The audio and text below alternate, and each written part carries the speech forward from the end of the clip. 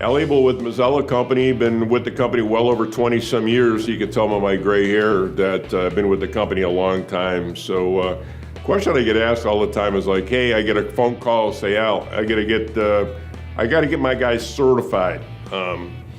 Well, certified is a good thing for all your crane operators, but a lot of times if you're a company, you don't have to have your people certified. They have to be competent and qualified to do the lift and perform the rigging processes that are going on in your company.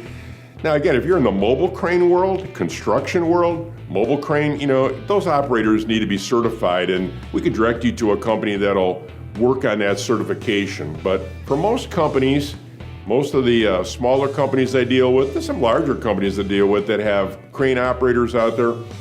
The key thing that a company has to do is they have to be able to prove that their people are trained.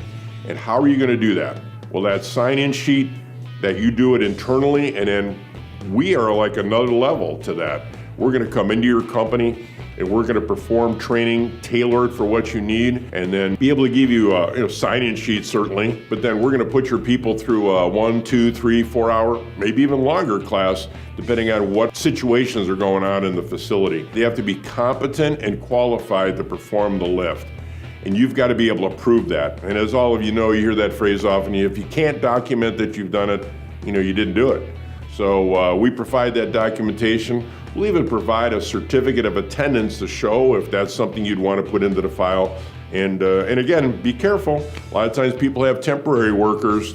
If you have a temporary worker and he's touching that jib crane and he picks up a piece of rigging gear, a sling, a piece of hardware, you've got to be able to prove that you've provided some training for that temp worker, because that temp worker is now in your facility, and he's yours, and you're responsible for his work, his behavior, and hopefully his safe rigging practices.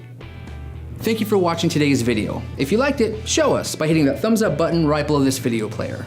And if you haven't already, there's a button that'll let you subscribe to our YouTube channel. That way, you don't miss out on any future content that we make. And if you want to keep watching, there's a video player right above that that'll let you keep watching.